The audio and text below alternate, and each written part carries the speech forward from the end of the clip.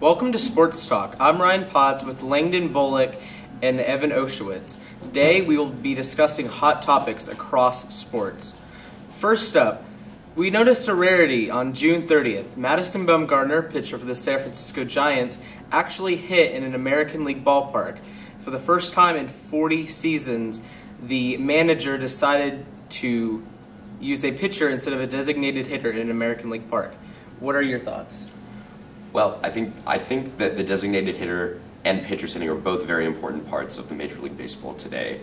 They define both of the leagues, which historically have been quite distinct from one another, and I think that switching to one and eliminating the other would make them too homogenous, and that would ruin the history of Major League Baseball. But also, several pitchers are actually quite good at hitting. A lot of people wanted Madison Bumgarner in the All-Star game as a hitter this year.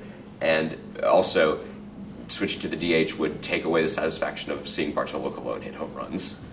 While you make great points, I completely disagree because I believe that they should make the DH rule in all leagues, all teams, all ballparks. Because I do not feel like watching a superstar pitcher get hurt while hitting.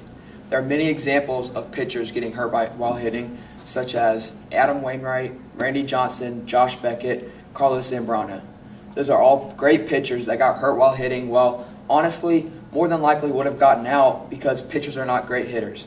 And so you're also taking away 15 batters' opportunities to hit in a game instead of a pitcher. But Wainwright got hit while running the bases, not while hitting. And Zambrano was like 290 pounds, so he was probably going to get hurt anyway. Well, Adam Wainwright would have never been running the bases if he wasn't hitting.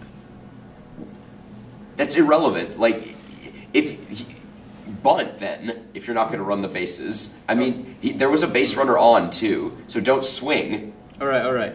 Okay, second topic. Over the NBA offseason, Harrison Barnes signed with the Dallas Mavericks with a 4-year, $94 million contract. What are your thoughts, Langdon?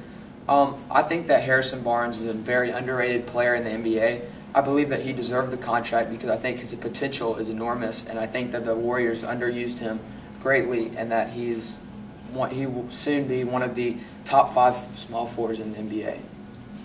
Perhaps, but potential does not get you paid $24.6 million a year, and the Mavericks do not have a lot of star players right now, so they could have done a lot better than Harrison Barnes. And what's more, they could have re-signed Chandler Parsons for less money. He ended up signing with the Grizzlies for less money per year. And Harrison Barnes has a very, very average stat line. He averages 10.1 points per game over his career, which is less than Wilson Chandler of the Nuggets, who's getting paid 1/10 what he is. Well, Harrison Barnes was also playing with Steph Curry, Klay Thompson, and Draymond Green, so he wasn't needed very much. And he's also one of the better individual defenders in the NBA. If he wasn't needed very much, why is he getting so much money? That says something about a player that's not used on a team like that. Those players are able to make anyone around them look good. They fit together really well. And it's important to know that Curry didn't really come into his own until Thompson and Draymond did too.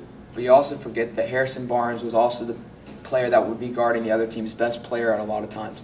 Like LeBron James, Kevin Durant. He guarded those players a lot. So he's a 3-and-D guy. 3-and-D guys don't get paid $25 million a year. All right, moving on to another NBA topic. Are all NBA players athletic? No.